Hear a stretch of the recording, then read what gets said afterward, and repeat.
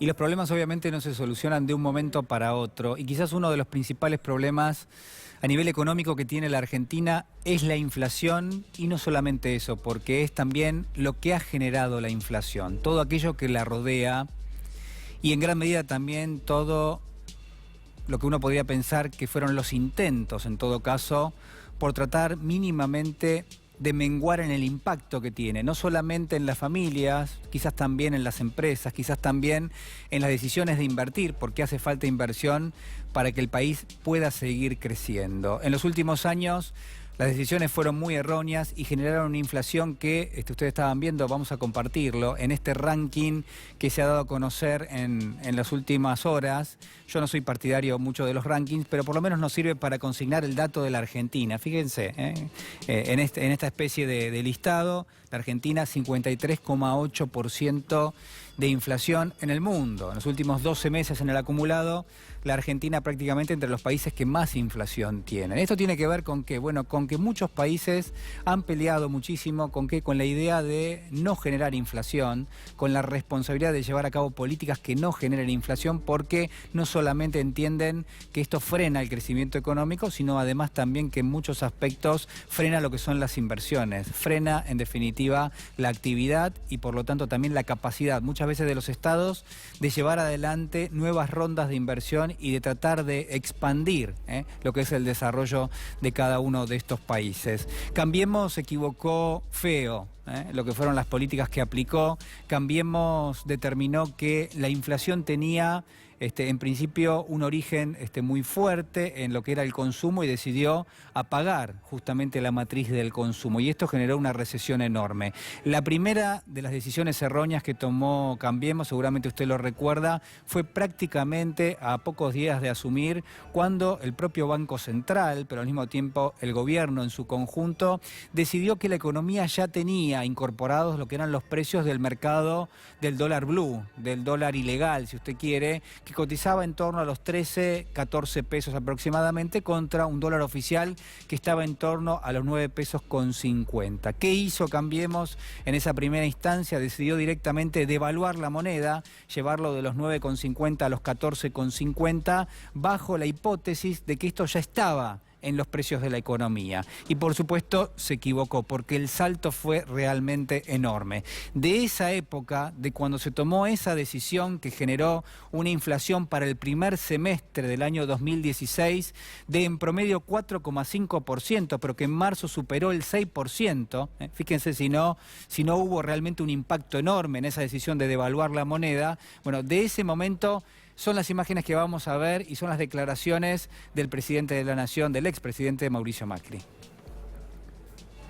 La plata que reacciona más rápidamente siempre es la plata financiera, pero todo lo que es inversión directa son decisiones mucho más lentas, decisiones que no dependen de una sola persona que saca la plata de una cuenta y decide invertir en otro país o algo. Acá son decisiones lentas que van a un directorio, que se analizan muy cuidadosamente contra otras posibilidades de inversión en otros países y demás. O sea, es un proceso que naturalmente lleva más tiempo y es lógico que eso se materialice más a partir del año 2017. Así lo explicaba Luis Caputo, usted se acuerda, ¿no? Alguien que tuvo injerencia en lo que era la Secretaría de Finanzas en un primer momento, que fue nombrado ministro de Finanzas después, que pasó a la titularidad del Banco Central y que así explicaba cuál era la idea de bajar la inflación y el poder que tenía lo financiero para hacer eso. ¿Por qué? Porque existía la hipótesis también de que todo podía ser acotado en función de lo que era una tasa de interés. El segundo de los errores realmente muy fuertes que cometió Cambiemos fue pensar no solamente que devaluando la moneda no iba a tener un impacto en precios, sino ya una vez largada esta inflación tan importante, la segunda de las equivocaciones fue pensar que la suba de tarifas permanente de los servicios públicos, que la suba de lo que eran precios regulados de la economía, estoy pensando en la luz, el gas, el agua, los combustibles, por ejemplo, el transporte, todo eso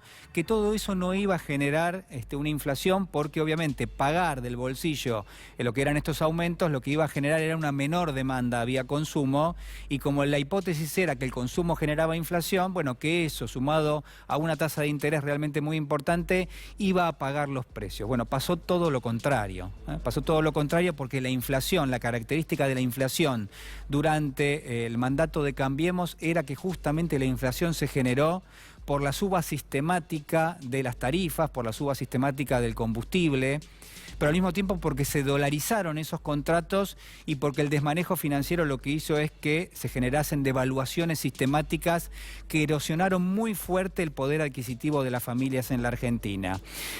Uno se pregunta hacia dónde va todo esto. Mire, uno de los correlatos de todo esto es esto que usted va a ver aquí y que se conoció en el día de ayer a última hora, que son las ganancias que registraron los bancos, yo diría en el último año, pero también desde fines del 2015 a esta parte. Fíjese, en noviembre del 2019, 25.900 millones de pesos de ingresos por parte de los bancos, un 143% más que hace un año, que en noviembre del 2018, esta es una comparación de mes contra mes, pero fíjese aquel número, ¿no? Este número, 317,9% las ganancias que superaron a las que se registraban en noviembre del 2015. Otro dato que nos muestra cómo los bancos fueron un sector privilegiado, ¿no? Y yo quería contárselo en este contexto, a ver si compartimos el próximo número, que es también importante, y que lo que está mostrando es que en gran medida hubo una transferencia de riqueza enorme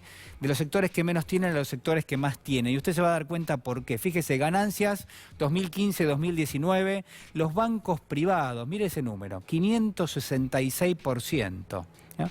Estos son ingresos en pesos, pero claro está, cuando uno lo compara contra la evolución del dólar, de todas maneras los ingresos son realmente superiores.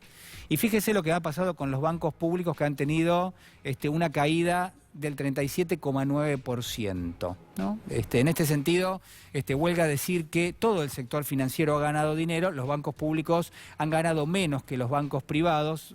Uno entiende también que en ese contexto los bancos públicos tienen otro rol, muchas veces no pueden cobrar las tasas de interés tan elevadas, pero de todas maneras, la verdad que la evolución ha sido más que relevante. Si uno hace un promedio, da entre 3 y 4 veces el resultado que han tenido los bancos de ganancias con respecto a fines del año 2015. No sé si tenemos una más para compartir con ustedes, y tiene que ver con de dónde obtuvieron sus ganancias los bancos. Brevemente, ¿no? Los intereses, las tasas de interés, fíjese, 686.000 millones de pesos de ganancia producto de lo que son los intereses. Ajuste por ser, ajustes por inflación, 124.000 millones de pesos. Tenencia de títulos valores, estos son acciones y bonos.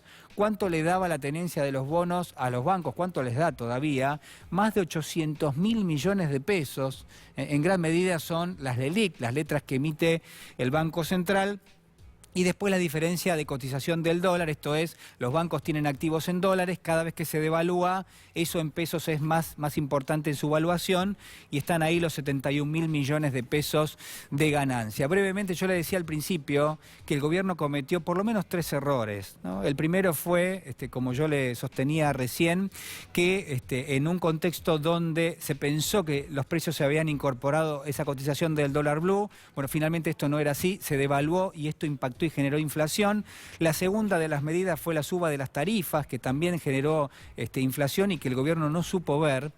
Y quizás la tercera de las circunstancias muy fuerte fue que el gobierno pensaba que toda esa inflación que se generaba por esas dos medidas, bueno, que todo eso uno podía acotarlo con una tasa de interés realmente enorme. Tasas del 70, del 80, hasta del 90% eventualmente en algún momento influyeron negativamente, no solamente en la recesión económica, porque nadie que ponga en marcha un negocio puede pedirle un resultado superior al 90% o al 80% de tasa anual, y por eso entonces quienes tenían recursos no ponían en marcha nada, sino que lo ponían a tasa de interés directamente en el banco a su vez con ese dinero lo ponía a la tasa que le ofrecía la letra del Banco Central. Era una decisión de política monetaria, era una decisión del gobierno, ni más ni menos que eso.